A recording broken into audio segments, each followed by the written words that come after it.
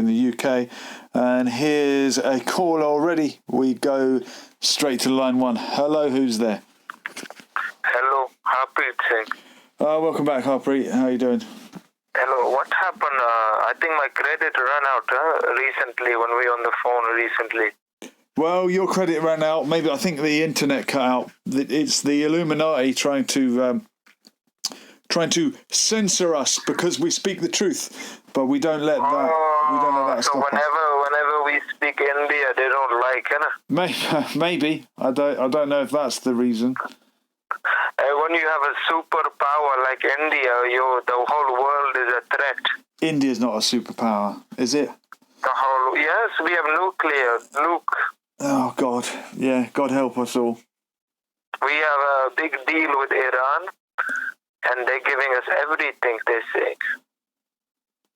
Yeah, I suppose so. Not everyone it's not always all about India, Harpreet.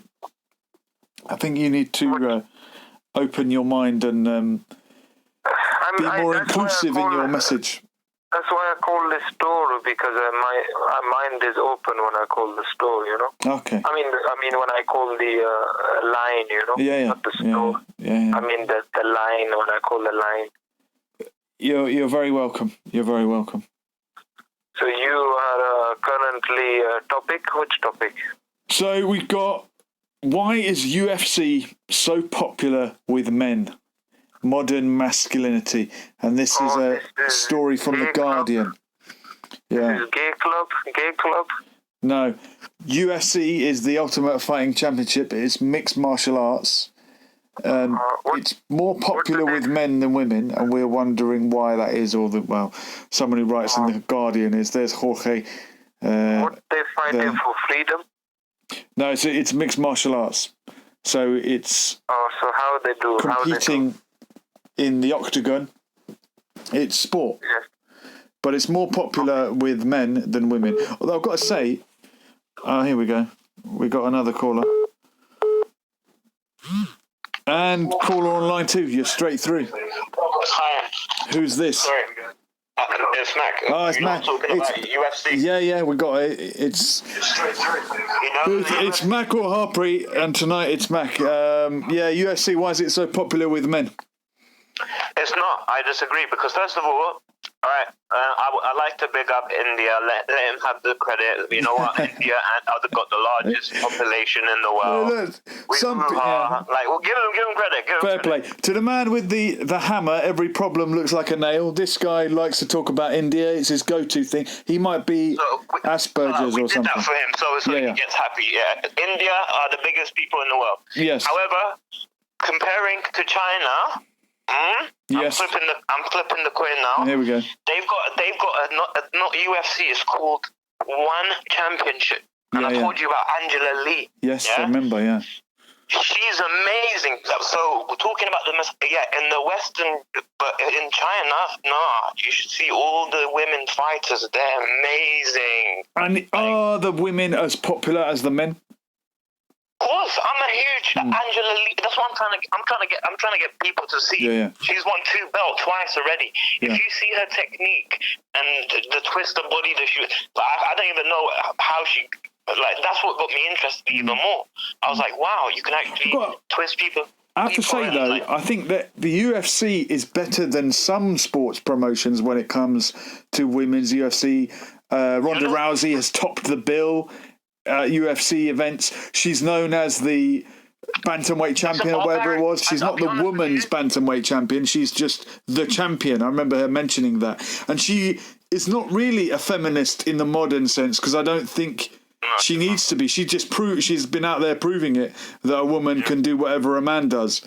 Yeah, they can, and that's the thing.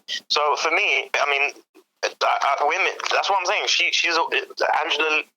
She's amazing. If it wasn't for her, I wouldn't be interested in One Championship. You see what I'm saying? So just because of her technique, and I realized, wait a minute, guys are brutal. They get you in the corner and they just start smacking you. Or if it's Khabib, he's obviously twisting up your legs and then he's getting you in a headlock. That's his routine. Now this guy that you got here, Mazadov, you see that you got his picture. Yeah. This guy won the BMF belt. Remember I told you that night? And I said, Diaz, you said it, yeah. Bro, this guy is something else, and I've been following him for a while. And I told you, his first fight is on video. If you YouTube it, is in Kimbo's garden. Mm-hmm. You see what I'm saying? So he grew up with people around people like Kimbo. So he's definitely the BMF, like deserves to be the BMF. Yeah, now, no doubt. But in terms of women, there's a Brazilian woman who's in the UFC. I forgot her name. She's holding 2 belts. Yeah. What's her name? Do you know? I'm not. Is that Nunes? Is she Brazilian? Yeah, Nunes. Okay. Nunes. Yeah. Yeah, she's amazing. Like for me, like you say, girls can do it too. I mean, it's really and truly, it's come to the stage where now I'm thinking, you know what? If we go on a date, why shouldn't a girl have to pay? Because it's the 21st century now, and they should be able to get the same pay as we do. They should have the same rights as we do, and at the same time, they should also do the same things as we do. Pick up the bill too. If you go too far down that road, you'll end up saying, "Why can't a man fight a woman?" Because isn't that the final destination of that direction? Well, why would a man? You know what? There wasn't there a tennis player against a man or a woman tennis player when they first. Do you know about it? They made a film about it recently. Yeah. Yeah, and I think it was Billie Jean. Her name. Mm-hmm. That's why Michael Jackson's. Yeah, I think her name was Billie Jean. Oh, is that really? Is that the Billie Jean he's referring to? Probably. Like, well, I don't know. It's funny. It's a coincidence that her name's Billie Jean as well. Yeah. But. Yeah, she was the only female to actually play. But what's wrong with that? I mean, it's just it's a guy ego thing, isn't it? Let me share it. We've got Takia Watch TV in the chat. Yes, we do take questions.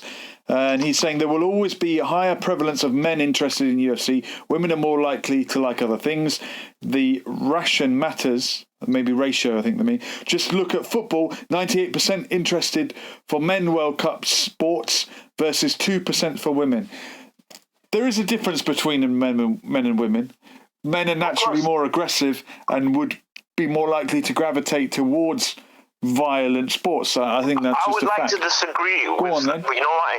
Because I've got a couple of female friends that come and see me and like chill with me, and you're a lucky man, Mac. But listen, what it is, I show them I show them Angela Lee. I show her technique, and they automatically fall in love with the sport as well. Yeah. So it's a matter of actually seeing an athlete performing and carrying out the actual techniques, and if the techniques are executed perfectly, then it's actually really entertaining to watch. Definitely. I agree. But Takia Watch is saying he doesn't understand statistics. His female friends are part of the 2%. Yeah, your female friends that come and see you, they are part of the 2%, and it's like me saying, well, I know a very tall Chinese person, but on average, Chinese are shorter than Europeans. Maybe I'm a quite convincing or persuasive person to try and convince someone. But then again, like, I don't know, if I show you something entertaining and it attracts you itself, and I don't need to do anything more, that just shows me that, wait a minute, it's grabbed me, it's grabbed her, and naturally, if I mention it to anyone else, you've grabbed her. I'm watching it as well. So I mean, it depends. It depends on she wasn't a UFC fan. I mean, I was trying to get her to watch the BMF thing. She wasn't interested, but as soon as I showed her Angela Lee, she was more interested because of the technique that she had. Do you understand? Well, I just love the fact that the men battle, she felt like it was brutal. She was like, sometimes it gets too horrific and brutal. I mean, people say that MMA is brutal. It looks brutal. It's actually not. It's not as brutal as it used to be. As technique has evolved over the years, you will notice sometimes that for the first minute, no one will even touch each other because they're feeling each other out. They're moving, they're feinting and faking. Yeah. And then people can negate each other's technique much more as MMA has evolved. In the early days, it was very brutal, and that the footage of UFC 1 and people being shocked that someone lost a tooth. I don't want to mention this, but if there have been fatalities, like people have gone into the octagon and never came basically out. pronounced death. Very sadly, yes. There have been also in boxing, and it happens more often in boxing, which doesn't look as brutal but is higher risk statistically, and it does happen in other sports. But when the intention is not to hurt, I think there's more deaths in rugby. The intention is to take out your other opponent. Yeah, and it's by all means necessary. And there are certain situations where you're gripped up, and you're like, you know what? F this, I'm going to have to really, you see what I'm saying? If we got another call, so I'm going to move it on, but thank you very much. Relevant points as always. Superb. No worries, take it. Superb, thank you. And the lines are now free for another call that we just slightly missed, but do call again if you're trying to get through. And that's Mac, who always adds value to the show and the call in. And I'm just glad, and he's talking about this Chinese promotion. We can be tempted to think that the UFC is the be-all and end-all when it comes to mixed martial arts, and of course the greatest fighter ever never fought in there. Fedor Emelianenko never fought in the UFC, but he's widely regarded as the greatest of all time. If you're trying to get through where the lines are open now, Takia Watch is saying Sweden, where I live, is the most gender equal nation. The more freedom we have here, the more gender differences. The more gender different we have here. Lefties are wrong. Nature proved them wrong. Yeah. Well, are the left wing trying to be better than nature? Nature is very cruel. And I think we have evolved, maybe through nature, I don't know if you believe in evolution or not, but we've evolved to be less cruel than nature. And part of the reason why these Nordic countries and Scandinavian countries are so advanced is because they evolved and learned to work together as a unit. In the winter, you will not. So in the cold, harsh winter of the Arctic Circle, you will not survive if you do not work together, and that is what the Nordic countries have evolved to do, and that's why they are ahead of the game when it comes to things like that. But we've got other stories. What have we got for you? Keeping it with combat sports, I've never spoken to Tyson Fury in my life. I've never spoken to Tyson Fury in my life. Proper 12 whiskey. That's Conor McGregor being baffled by Tyson Fury's claims that he offered to train him in MMA. Well, look, athletes say lots of things. They think maybe Tyson Fury was exaggerating. He's been exaggerating a lot of things recently, and mentioning things that he likes to do 7 times a day, which was quite strange. Once again, if you're trying to get through, the lines are open. It's the usual number. Give us a call. And in the chat, we've got Takia Watch again saying, this guy probably supports transgender men knocking out biological women. One moment. We've got a caller. We'll come to that in a moment. Takia Watch is saying, this guy probably supports transgender men knocking out biological women. That women would have their faces cracked by men. Yeah, that's the danger. But we go to a call. Hello, caller. Hello, you reading me? Hello? Yeah, oh God, here we go. Yeah, welcome back, Harpreet. Hello, you don't sound very welcoming. What's wrong? No, it's fine. You're welcome. Okay, thank you. Yeah. Here we go. Subject, Hey? tonight's subject is India? No, we've done that. And do you know what?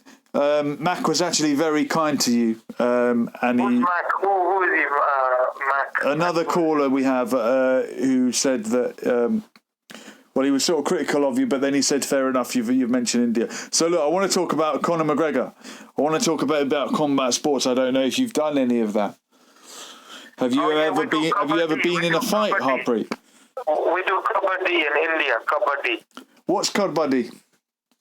Is this the wrestling kind of game of bulldog? It's a form of we naked, no full naked, because full naked is gay, but this is like 80% naked, you know.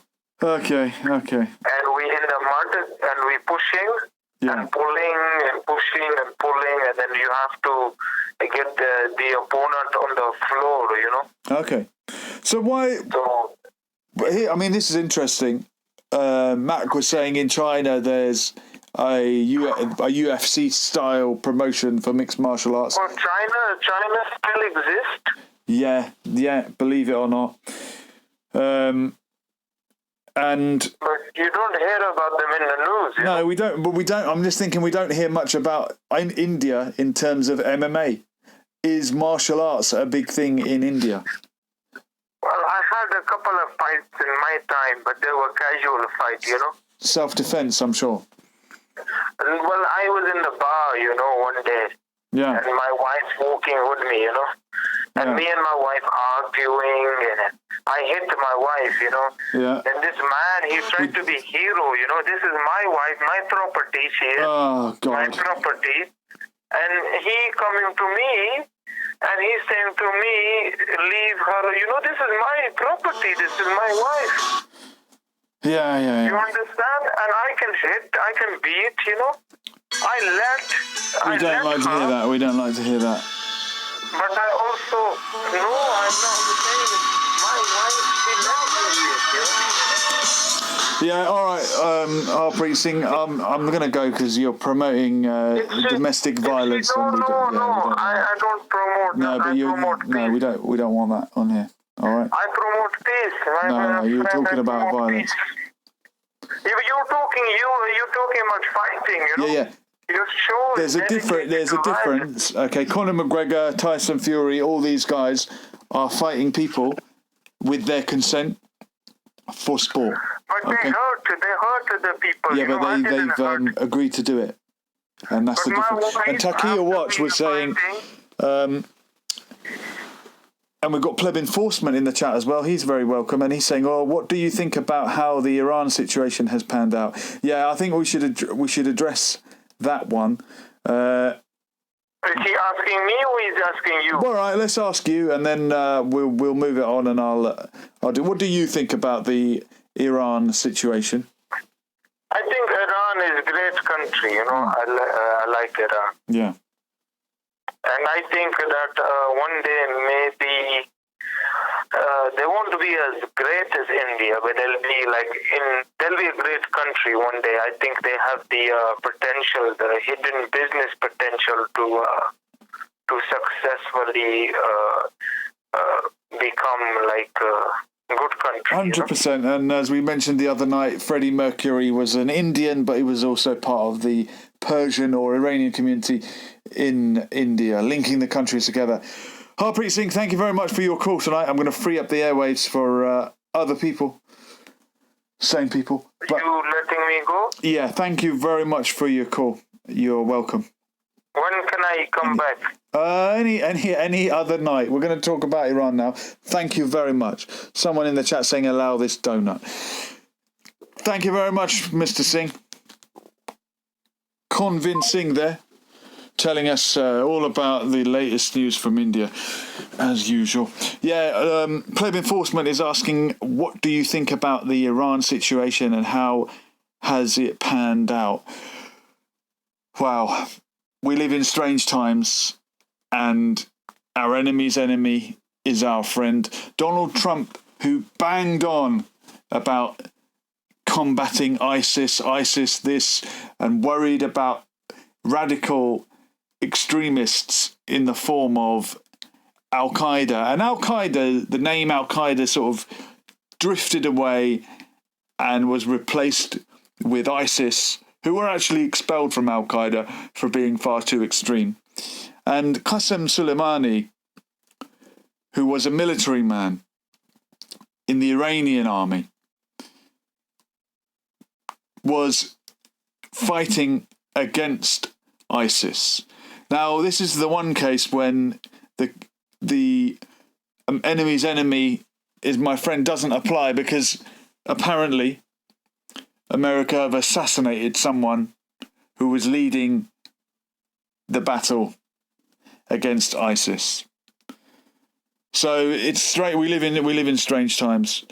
And Pleb Enforcement is asking, have you heard the theory that the Ayatollah wanted rid of Soleimani as he was getting too powerful, and this was actually planned via back channels? That's a good theory. You do hear things like this. There's always going to be conspiracy theories. Even when Che Guevara was assassinated, people speculated, did Fidel Castro want rid of him? Was Che Guevara too influential? He was at one point second in command in Cuba, and then of course he was murdered in Bolivia at the hands of CIA proxies. So who knows? You wonder what happens with the consent of whom. And as much as Iran have been the emblem of resistance and the Resistance Alliance, and we do talk about Hezbollah and Iran being on this alliance of resistance, but did they facilitate the invasion of Sunni Taliban-controlled Afghanistan and Sunni Ba'ath Party-controlled Iraq? People keep continually getting played off against each other. It's an interesting theory, the idea that perhaps Soleimani was helped, or they helped facilitate his assassination. But God, that's going a bit too deep, even for me, even for my tinfoil hat. And Pleb Enforcement is saying, what do you think about the only person arrested was the person who filmed the missile striking the plane? Iran didn't cover themselves in glory. No, it's a tragedy what happened. And I hope it is nothing more than just a tragedy, because I had speculated about a Lockerbie-style possible retaliation. And I know Ukraine are an ally, rather an enemy of Russia, and Russia are an enemy of Ukraine. Oh God, it gets deep. We might never know the truth. We might never know the truth, and sometimes we have to accept that and just move on and do what we can. But it's good to have Pleb Enforcement in the chat. I do appreciate that. And Pleb Enforcement is saying, yeah, Iran didn't cover themselves in glory. No, they've made themselves look bad, to say the very least, and it is a terrible mistake that was made. But look, we can talk about some more boxing, because we got Manny Pacquiao and Conor McGregor. But we got another chat as well. Let's see who this is.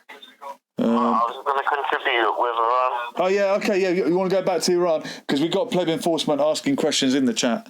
You're welcome back in, Mac. I mean, yeah, talking about Iran, I mean, there's a lot of conspiracies flying around. But I don't know if you lot know, they were... Actually, there's two separate news I sourced out. One was there was a couple of Iranians and I think Russians as well that were protesting outside, I can't remember which embassy in the UK, saying that they want, not in this country, in the next country outside the embassy of UK, saying that they want, I think it was in Iran, a lot of people were going, and I can't remember what it was, but it was basically everyone wants to get rid of the government. Like, there's been protests in Iran. They don't really show that. Like, they show a glimpse of it, but at the same time, that could be a propaganda conspiracy. I don't know. Well, here's an interesting thing to add. Pleb Enforcement is saying, I reckon the US could have mimicked the plane's transponder with enemy aircraft. Could the US have made the plane look like an enemy aircraft to the Iranians? But of course, the Iranians can't admit that they would fall for that. They would look weak to admit it if they said, "Oh, you know what? You tricked us." This is what I'm saying. Everyone thinks it's about to kick off, but I've said this to you from time ago. The reason why that girl Radcliffe, whatever her name is, Nazarene or whatever, she's been held hostage because we're in between war. Like, we're in war. If we weren't in war, she would have been released. But obviously, she's been kept as hostages because, I mean, this goes back at a time. Do you remember where they must have taken, like, the crew, a ship? I don't know if it was American or English crew, and then they had them hostage for a week. This was like a couple of years back ago. Do you remember? I remember. They treated them very well, apparently. Yeah, they treated them well. But this is what I'm saying. The point is that it was ongoing from there, but the media weren't allowed. They were able to only say certain things. They can't say obviously war's going on, but they play it out and obviously let people know. Was there anything that the Iranians said that you thought might have given you a clue to what really happened? Was there anything to read between the lines? The thing is, Iranians are trying to be smart in the sense that they're trying to every move that they calculate that they make is under the Geneva Convention, if that makes sense. They're trying to play by the rules. Yeah. So they're saying, we'll attack. We won't. If we see any English, we won't or Americans. We won't get them as hostage, but we will be hostile towards like army or military bases or any sort of. But then again, you got to understand Iran's capability for them to land a spy plane. What does that tell you? I mean, we're as good as... I mean, to be honest with you, I'm going to be frank.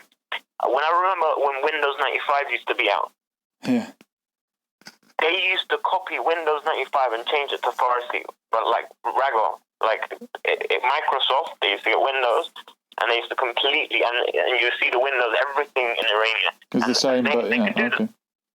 They're like literally, they're good at everything. Like, so whatever we can do, they can do just as well. Just as well, and that's what's worrying the world. Is because they are capable. Like, and the funny thing is, obviously, we don't know how far they're willing to. But that's the thing. There's a line that Tupac says, "I ain't no killer, so don't push me. Revenge is like the sweetest joy next to getting." Okay, wow. What track was that from, Tupac?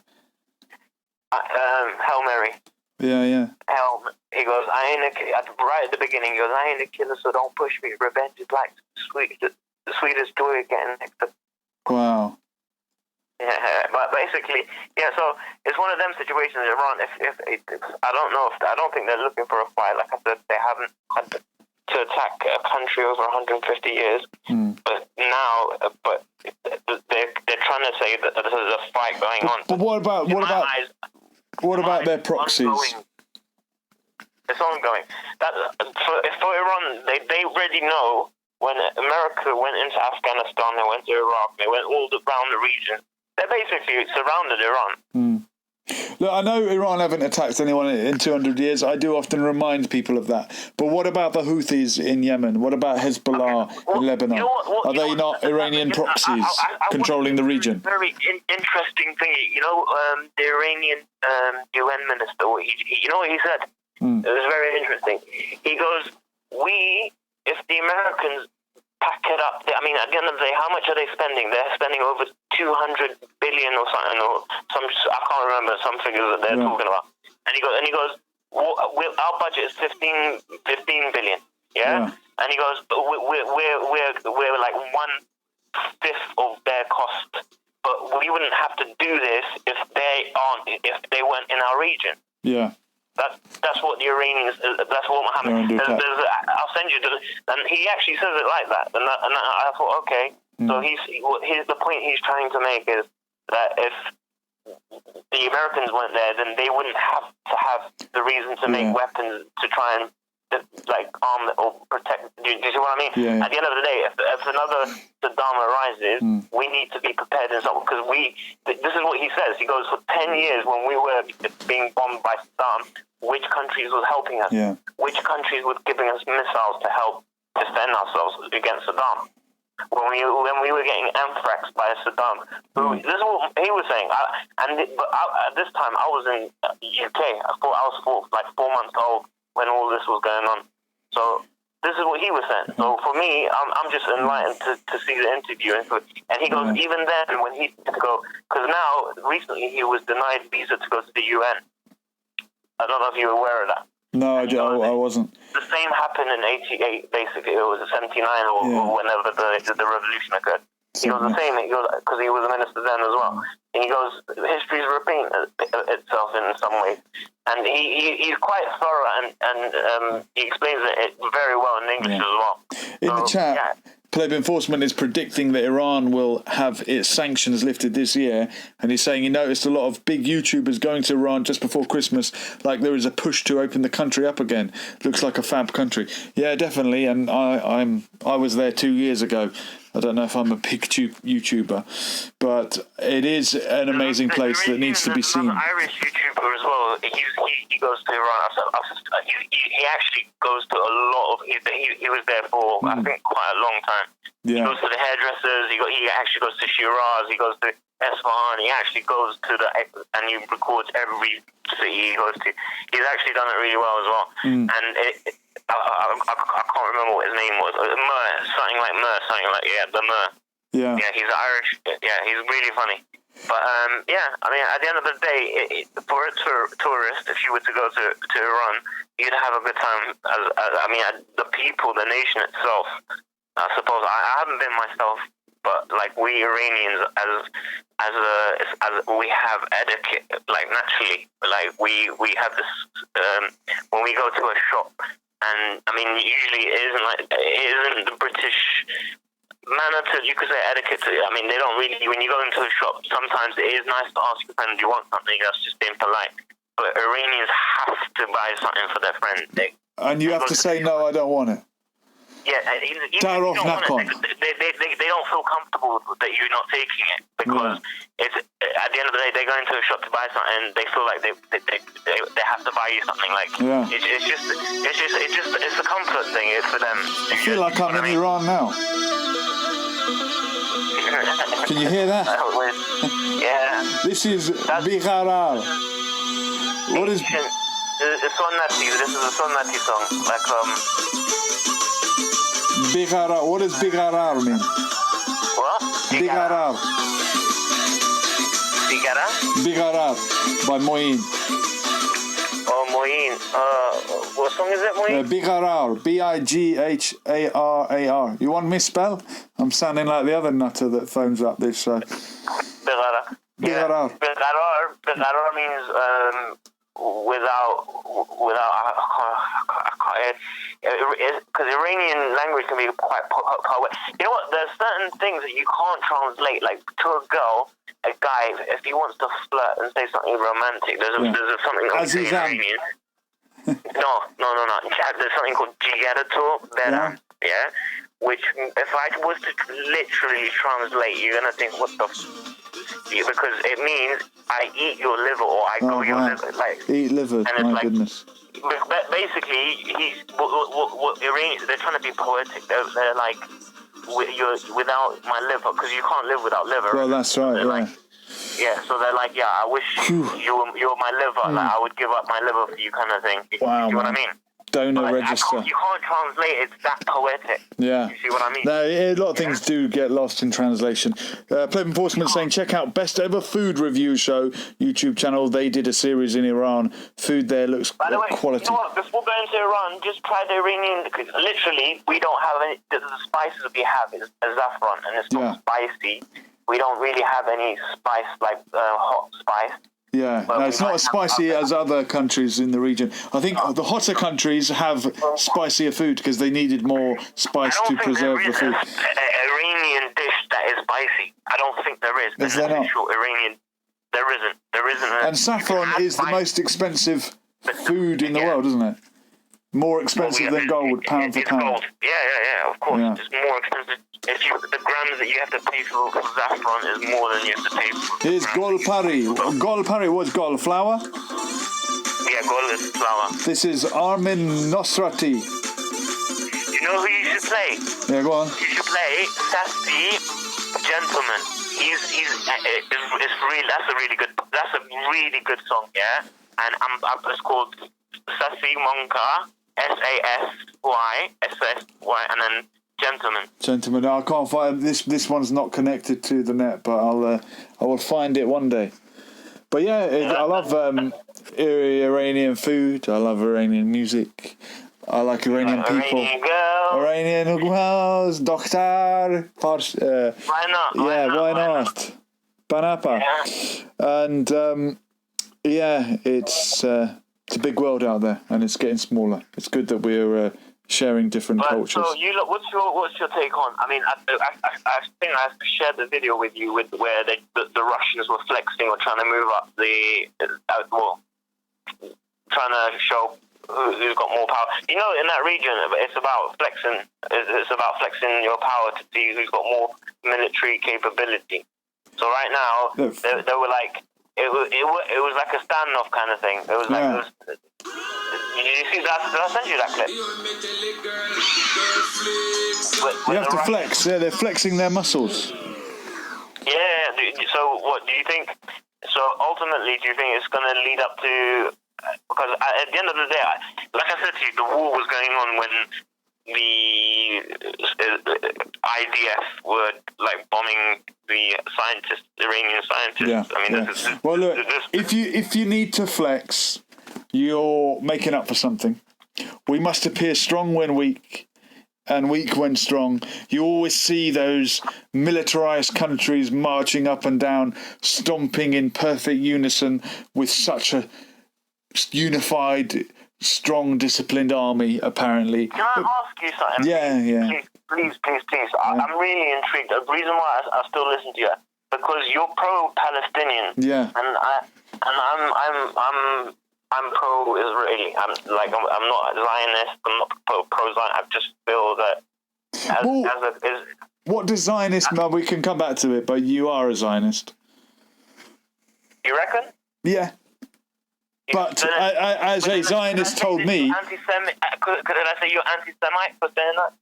I hope not. Why would you say that?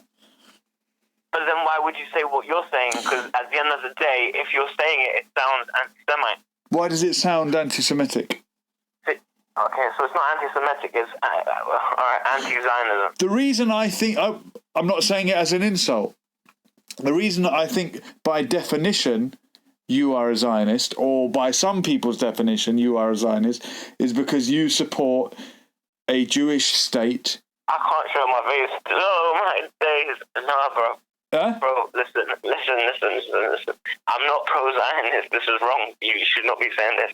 Because I believe in the state of Israel, no doubt. Okay, but look, you support the state of Israel. Let me put it like this. I believe if Iran were to compete they should compete. I know you said for the Australian apartheid, the South African apartheid. Yeah. Fine. I know I can respect that to some extent, but at the same time, like, come on, man, like, it's national sports, it's Olympics, you see what I mean? It doesn't really matter, it shouldn't really affect. Yeah, okay, I get it. And you said you support Israel, right? Yeah. So why do you recoil away from the label Zionist? That whole movement is a Balfour Declaration movement, which is something different. There is a broad spectrum. Okay, there are extreme Zionists, there are moderate Zionists, there are religious Zionists, there are secular Zionists. In its purest definition, as a Zionist friend said to me... Completely different Orthodox views. Yeah. As a friend said to me, who's a Zionist, He said, if you support a two-state solution, as many people do, as Arafat tried to push for, you are technically a Zionist because you are supporting two states, one of them being a Jewish state for Jews. Was a Zionist too. Who? Cyrus the Great in the Bible. Yeah, well, yeah, the Bible. I mean, if you think the Bible is... See, we're lost in yes, but I'm saying there are many different... Yeah, you broad definition. But I think you suspect that Zionist means some kind of conspiracy theory, evil, other people Rothschild, are pro-state, flat Earth type conspiracy theory. Whereas I'm saying, let's talk in plain terms. A Zionist is someone who wants a Jewish homeland in that region. I wouldn't have a problem with it if it wasn't at the expense of the other inhabitants who are the Palestinians, but in reality it is. What you just made me realise, look, basically, the whole Zionist thing is an anti-Semitism term that I think that's come around, and at the end of the day, I'm not saying I'm pro Zionist. I'm saying I accept the state of Israel. Mac, what do you think a Zionist is? Give me your definition of a Zionist. There are other people on the other side saying, like yourself, saying no. If you believe in that state, then you're labeling me. So therefore, that labeling me makes you what?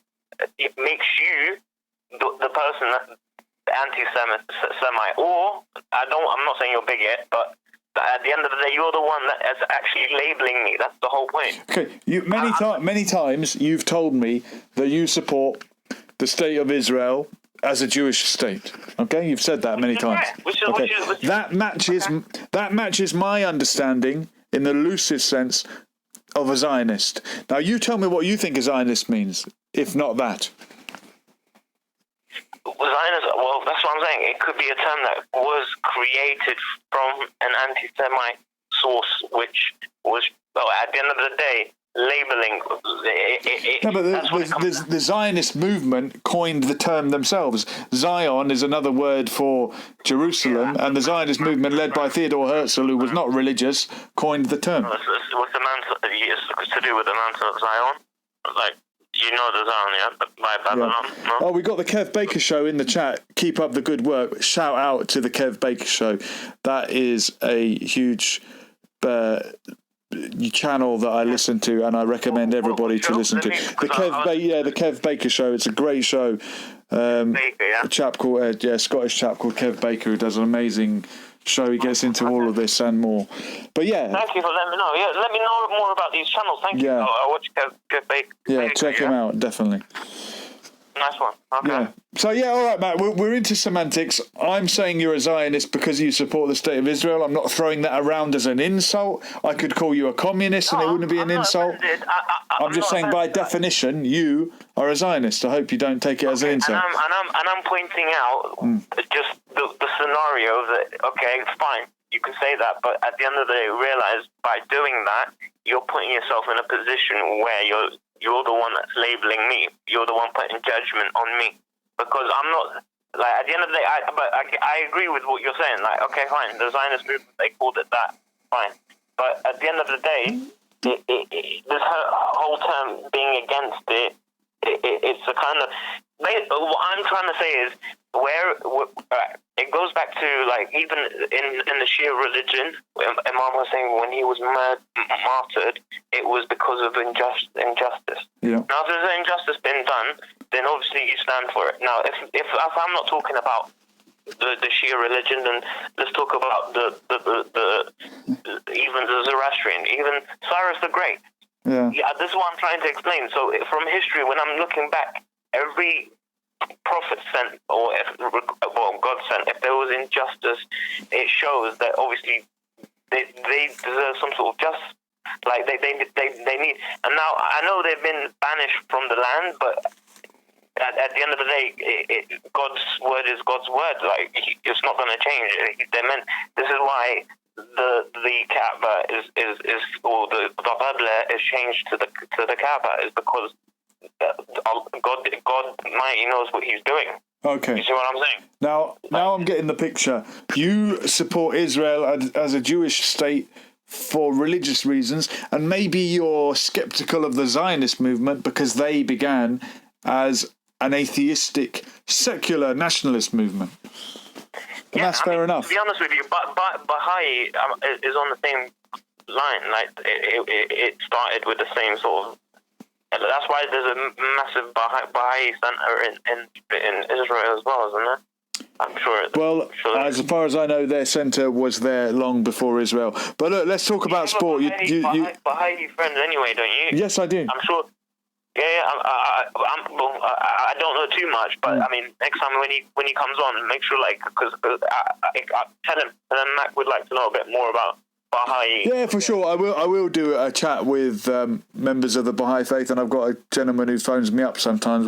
We'll do that. It's a bit particular for tonight, and the semantics of Zionism has gone on long enough. So shall we talk about Bernie Sanders? He's anti-Semitic, apparently. He is. Yeah. He's a character. And he's saying, cancel all student debt and tax Wall Street to pay for it. He just wants to give your dogs treats to other dogs. That makes sense. That actually makes sense. Yeah. To be honest with you, it started with Nicholas Tesla coming up with the AC/DC fight, yeah? Yeah. Nikola Tesla was saying that there's an ether that we get free electricity from. I mean, this is going into physics now, but at the end of the day, the reason why I'm mentioning it is because it goes back all the way to Edison and J.P. Morgan, and then they're the ones that said, "No, we don't want that. We want them to pay for this." So, and they set up this whole electrical wiring system, and this is why we're paying for electricity. Otherwise, if Nicholas Tesla's he's patent a lot, or he's got a lot of patents or different law. I mean, to be honest with you, before electricity was made, he had I don't know if you know about it, electrical boat. He was controlling with Wi-Fi, and that's what I'm saying. He had electrical Wi-Fi system before we had even electricity. In the chat, Pleb Enforcement saying Tesla was actually wrong about that. You can't tap into it. You can play with it, but you can't tap it. No, he goes, you can access it. You can access. This is the thing. He could harness a large amount of voltages, and he used to sit in a cage because and you could. There's pictures of him with massive electric bolts around him, but he obviously can harness the power. Yeah. And then obviously Edison was trying to say, his electricity was it was terrible, and I think he killed an elephant or something, or was it to try and prove him wrong? Did you know that? Yeah, did you not know that? I had no idea about that. Yeah. Basically, you could use it to send information, Pleb Enforcement is saying. Is this the case that if they ever discover a machine of perpetual motion, it will mean that cars and petrol are obsolete and they'll stop being able to charge us for things, just as there is no... You know what I don't get? Why they haven't made solar power... Like, we had those massive solar power calculators where we could do, hard... Why couldn't they have? I mean, at the end of the day, keep the charger keep the phone with a battery and make it solar power during the day. That's a good idea. I mean, why has no one invented the solar power phone? This is what I'm saying. I've been saying this for years. Like, I'm thinking, what the hell? We've had solar power calculators. Like, why wouldn't someone create a solar power phone? Like, that's all it takes. You should patent that. You should patent that, Mac.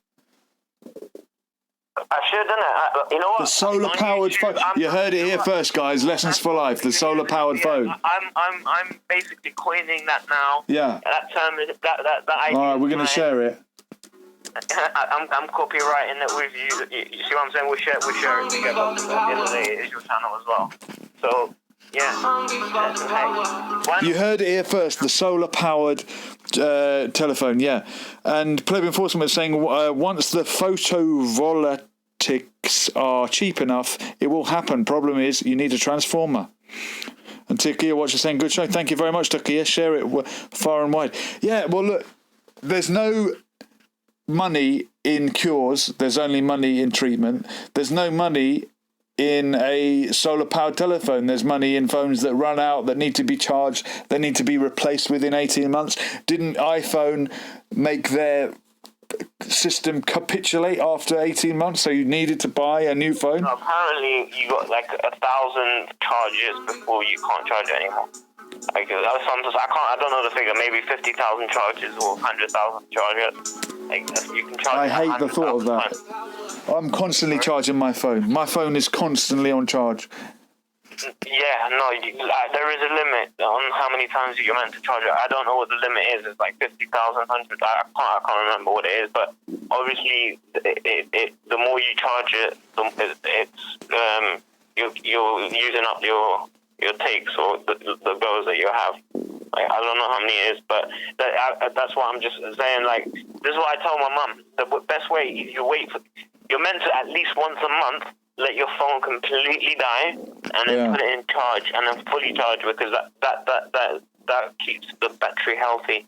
Really? Otherwise, if you're constantly just putting it in charge, it's always going to constantly want to be in charge. But if you actually like let it die out, use it, and then let it fully charge, and then use it properly like that, then it works a lot better. I've been living a lie. Yeah, but I don't know, if you've constantly been using that for the last few years, like a year or two, you've actually damaged your battery, so it's used to that. Oh, man. What am I going to do? I had a wind-up radio. Have you ever had a wind-up radio? Actually, that's the best thing when the power goes out. But the only problem is how the power. You got to make sure the power station that broadcasting it is also wind up as well. If all electricity is and people have crystal. Have you heard of crystal radios? A crystal radio set. No, I actually. So it's a crystal with a wire sticking out of it. I ain't heard of. No power needed at all, no battery. I remember hearing about prisoners in Ireland, listening to them, and the hunger strikers were tuning in to the election of Bobby Sands Street, on a crystal radio, which is obviously smuggled into prison somehow. Yeah. So it's amazing what we can draw energy from. You can use a lemon to make a battery. It's to do with all vibrations and frequencies. In physics, literally, what it comes down to is what the atoms, the way that they're vibrating, or the frequency. At the end of the day, this is why our eyes are tuned or frequent to see this sort of. So that's why we can't see the afterworld, because they're frequent in a different whole dimension. So our eyes only frequent to see this vibrating at this certain degree. Does that make sense? Yeah. Matt, I can't believe you've never listened to the Kev Baker show. He goes into this sort of thing all the time. Really? Yeah, you should definitely check it out. Vibration, reality. They've just had, do you know who Max Egan is? Max Egan. No, I haven't heard of that. He's an Australian activist, very much part of the alternative media. He has just uploaded a video, oh God, dare I say it, seemingly to have come out as a flat earther. Yeah, I know. But you know what it is? I'm still open-minded. I'm just saying, question, because the thing is, you're so reliant, you're so brainwashed, you're like, oh, NASA's done it, they've done it, why do I need to think? And the funny thing is, if you talk to people, they're like, I watched it, I saw, all right, cool, you watched it, but who was there to record their landing? Someone had to be there before Neil Armstrong. Do you see what I'm saying? Yeah. No, I did question the moon landing.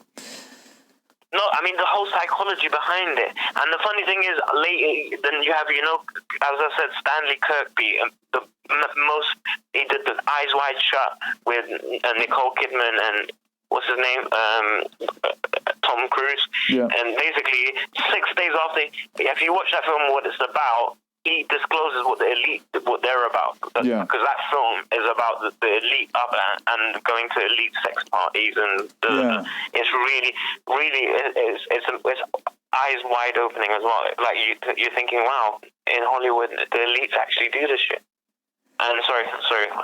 That's all. It's all good, isn't it?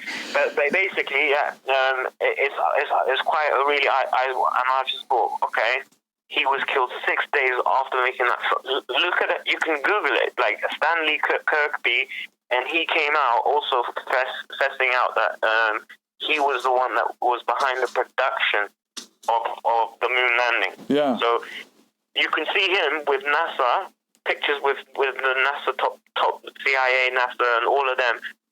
Why would Stanley Kirkby be walking with? Why would he be in that kind of circle? Does that make sense? Did man ever walk on the moon? They haven't been past the lower. I told you, Van Allen, the radiation. That's something that's around the belt of the Earth, and that radiation will not only melt the microchips on the aircraft. That temperature is like sun degree temperature. If you're telling me we've made they can't. Just type in Van Allen. NASA admits they haven't gone to space because of the Van Allen radiation. And you'll see NASA, they'll admit it. They admit it. And there's another guy saying that we have, and even, what's his name? Buzz Aldrin. Yeah. Says, all of these things, factors. I mean, and the funny thing is, throughout the years, if you watch these conspiracy flat Earth videos, which if you have the time, but I don't think you should, but it's not really worth it. They actually have clips of them running and chasing the actual astronauts, saying, "Listen, if you actually just put your hand on the Bible and swear that you've been," they wouldn't do it. Like, okay, if you've been to the moon. Just swear on the Lord Almighty that's all you have to say on the Bible. They wouldn't do it.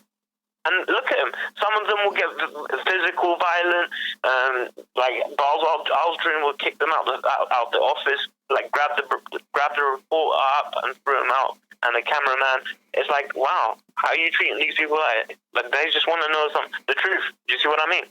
So these things and there are other indicators, but again, you're so reliant on NASA. You're so brainwashed since the 1700s, or whenever. Sorry, the 1500s. When Copernicus. Mm-hmm. That's it. You know what I'm talking about? Yeah, Nicholas Copernicus. Yeah. Yeah, Helios. Since him, everyone's believing in this. No, I'm not saying it's flat. No, it's disc shaped. At the end of the day, a coin is still round, but it's kind of disc shape. Does that make sense? Now, if the Earth is spinning, it's going to look like an egg shape. It's going to be stretched out from the sides, so it's not actually flat or round. Do you understand what I'm saying or not? Yeah. No, this is I why get I'm you. open-minded. I'm not saying it's flat. I know. At the end of the day, there has to be a force that's keeping us down, and I think that the Earth should be spinning for us to be. But then again, I'm saying we are the main stage that has been played out, because if the interdimensional beings are here, the reptilians or the jinns or whatever David Icke and the Muslims want to call it. The Archons, The Nephilim. Yeah. I mean, why are they here if they can go to Mars or other places? Do you see what I mean? But it's not. This is where the stage is being played out now. Whether we see them or believe in these other beings, and people say they see apparitions, I don't know. I mean, I'm going to be honest with you. My brother passed away. Before he passed away, he was saying that he was getting affected by the jinns. And I didn't believe him. I swear to my mum's life, and she's alive, and obviously I was sitting next to him, and the next minute he just, and I'm like, why did you flick yourself that way? Like, he moved your head that way. He goes, I just got smacked. And then he held his face, and then he's moved his hand away, and then I see it's bruised. And I'm like, how the fuck did that get bruised just now? And he's like, yeah, I just got slapped. And I'm like, well, from where? How? I didn't even hear it. He goes, I was just sitting here and I just got slapped. And I'm like, are you messing me around? And I got shook. I really did. And a few times and then he would be in, especially when he'd go to try and pray as well, they would annoy him. They literally, I don't know how. I don't know what. And the funny thing is, the film Jinn came out a year after he died. It's so weird. And everything that he said, I swear to my mum's life, was exactly in that film. If you watch it, The Jinn. Yeah. It's called Jinn. There's a film called Jinn. And it's a Hollywood movie. And exactly the same interactions. He was explaining the way they look, the way they interact, the way they smell, in the corner, the way they sit. And exactly in that film, he explained it to me before, and he died. And I was like, oh my God, this is unbelievable. And this is what I'm saying. If you watch the film, so I don't know. This is why I'm saying if we are in this sort of, and there's other people that have said they've seen jinns. I mean, I can't, and they're reliable people that I know. It's like family people. Why would they chat? Well, from what I understand, jinn literally means something that is unseen. And we talk about the unseen. Bacteria is unseen. You could call it that. Our 5 sense reality, our 5 sense perception is such a small fraction of what there is out there in reality anyway. You know, in psychology, they say it's only 9% verbal. Usually it's 10% gesture. So right now, even though you're listening to me, but you can tell what obviously, you know, I'm not lying down. You can tell. Yeah. The way I'm talking. But if I was lying down, you'd be able to tell the gesture. So I'm just saying, like, they say it's like 10% verbal and 70% obviously gesture. So I'm obviously sitting in an upright position, talking in an upright way. But this is what I'm saying. Gestures, again, psychology, body language is very, very major, like in terms of communication. Definitely. So as well as hearing, touching, smelling, the body language is a very, very good indicator in terms of like understanding the human. Well, especially myself, I've been looking into it as well. So like there's indicators, especially when someone shrugs their shoulder after saying something. That's an immediate indicator that I don't believe what they just said, or they don't believe what I can prove to you. There are things that at times certain people would say something, and then when they shrug their shoulder, that means they don't have faith in what they just said, even though they agreed with the person. Does that make sense? Yeah, and sometimes it registers subconsciously, and we say, I don't trust this person. There's something not right about them, and it can often turn out to be correct. And your body shows it, but your language says it different. But the other is it depends on the person if he's smart enough to pick that up or not. But this is what I'm saying. Like when you walk into an office, usually when your boss has got his hands up behind his head, and like he's in an upright position, holding, and that's just showing he's like superior. Do you see what I mean? Yeah. And like the way you shake hand is also important. Like if your hand is on top, that means you're superior. If your hand's underneath, that means you're the subordinate. You've given in. Do you look for this when you see fighters squaring up? Can you tell who's going to win when the touch gloves happens or at the press conference? You can tell. I mean, some of them are calm. Some of the calm ones are the ones that are like they're releasing their aggression behind the scenes, and then the other ones are just acting the fool up. Like McGregor is like just. They need people like McGregor to. It makes it more fun with all the banter. Yeah. I mean, sport without banter is a bit boring, you know. Banter is really, really, really essential for sport.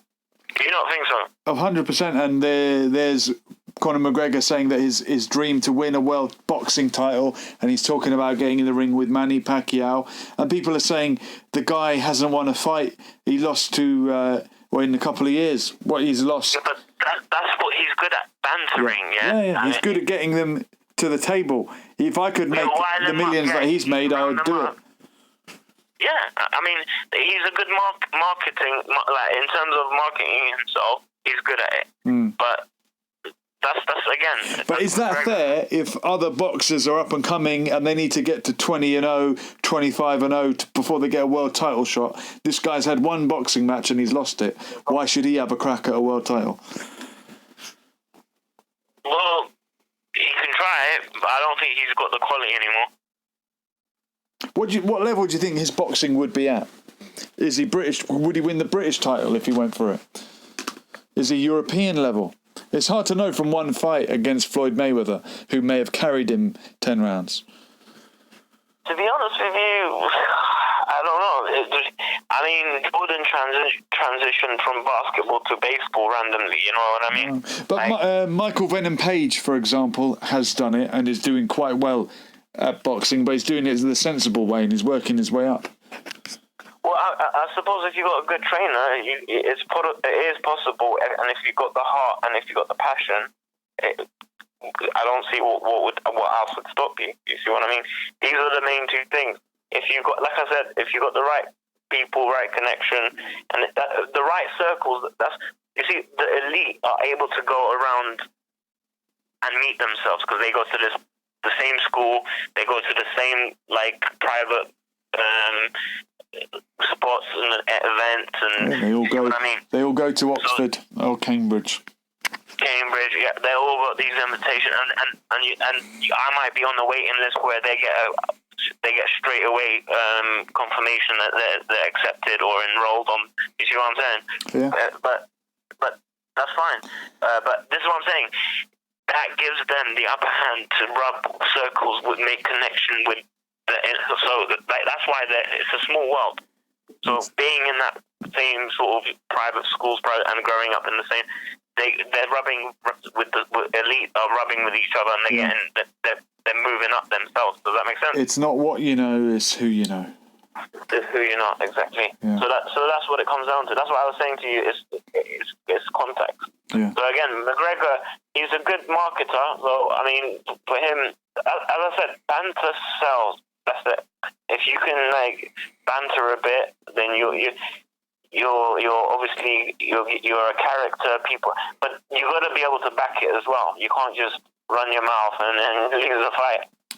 That's right. That's right. And I think we can sort of subconsciously tell who is just giving it the chat and who can back it. I don't know. I think if he's got the right trainer, he could. Essentially, why not?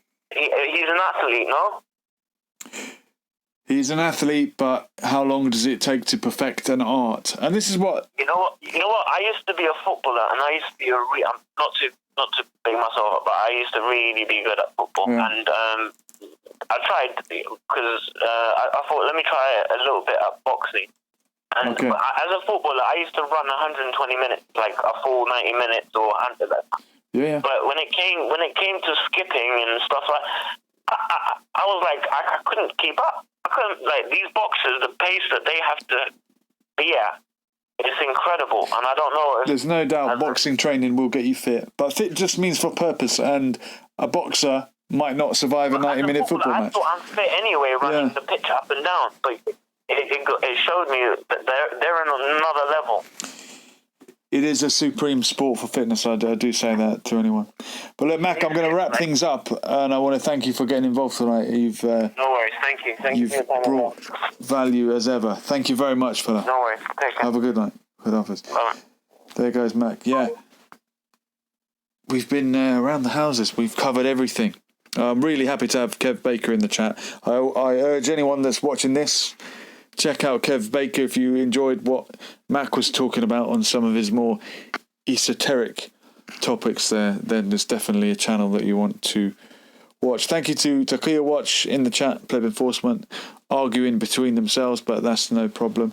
This has been Lessons for Life, another random live stream. We'll do it all again soon. Different time, different place. We were here. And we're gone. Latest.